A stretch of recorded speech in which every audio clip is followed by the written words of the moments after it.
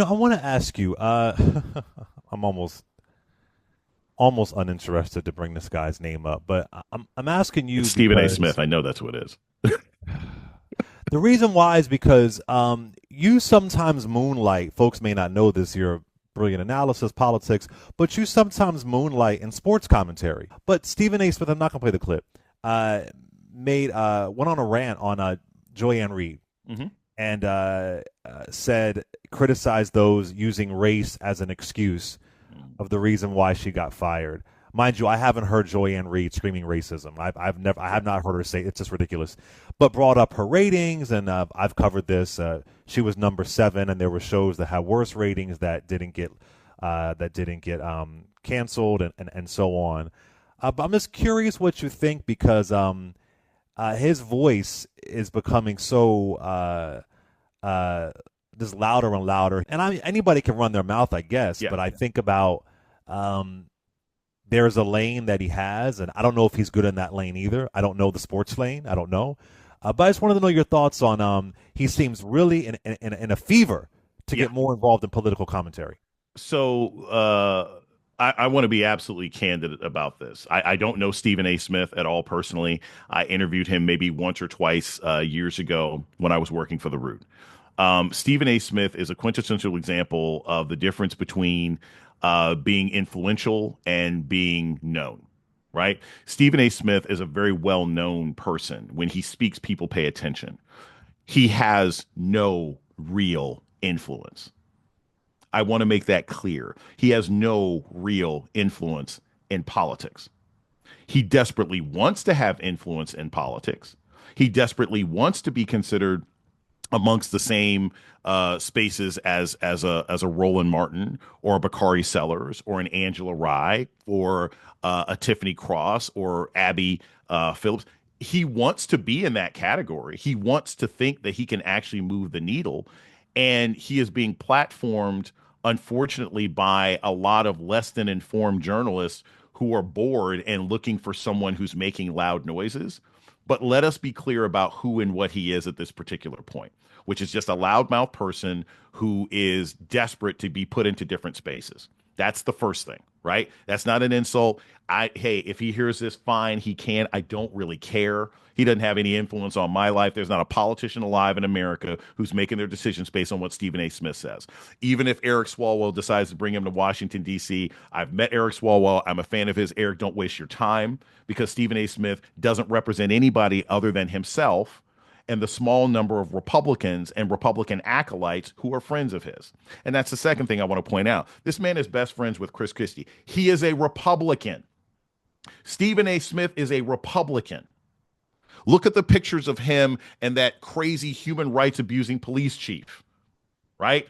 Look at all the opportunities that he always takes to attack the Democratic Party. And the issue that I have with him, besides the fact that he's not informed on any of these issues whatsoever, before I even go back to the mistakes he's made in journalism, before I go back to his well documented history of inappropriate, tacky, and crass comments about women, in particular black women, before I even get into any of that, I will highlight the fact that Stephen A. Smith is a Republican and he is too much of a coward. And I will say coward intellectually and personally to just admit that on the air, because the moment that he says he's a Republican, then he can no longer play the game he's playing now, which is, oh, I'm just a Democrat who's disappointed and now people will pay attention to me. Just come out. That Just reminds come me out, of Stephen A. something. Smith, and say you're a Republican.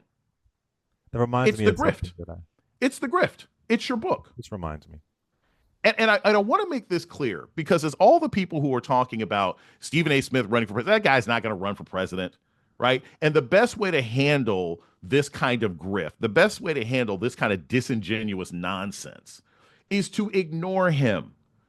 So what that he goes on Bill Maher? Bill Maher has lost credibility with the vast majority of substantive journalists in this America 8 years ago, right? He is a right winger who's angry because his old comedy routines from the 90s making fun of Muslims don't go over so well at Berkeley anymore. Get some new material.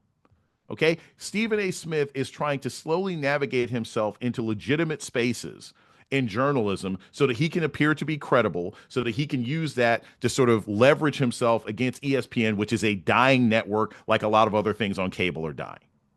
Listen to him at your peril, Democratic Party, because this man knows nothing. He represents nothing. He is not in contact with a certain segment of the African American population, and he is making bad faith assessments of the Democratic Party because he is not a Democrat.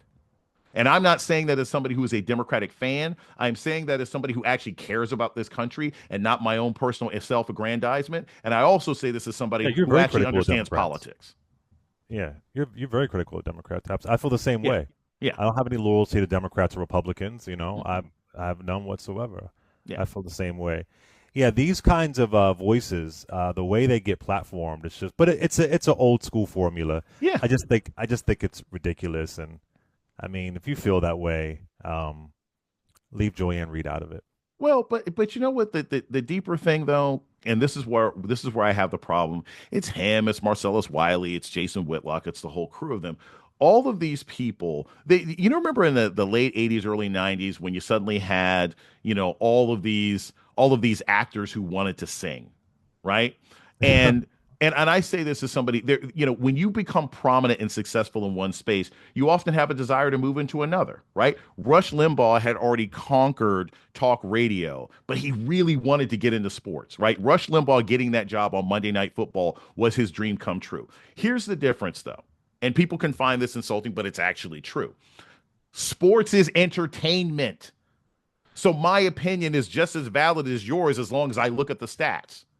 But politics affects real people's lives. It's policy, it's the health, future, and protection of this country. So if I'm an opinionated person in politics, like I am a professional legal analyst, I'm a professional political analyst, I'm a host, I have a PhD in political science. The fact that I have sports opinions is fine because it's entertainment. But just because you've conquered sports doesn't mean you know a damn thing about how this country works, how this country can be saved, and what this country needs to do. And people need to understand that being successful in one area doesn't mean you can ice skate in another. I gave my money and became a Substack subscriber to Michael Harriot's Contraband Camp, right?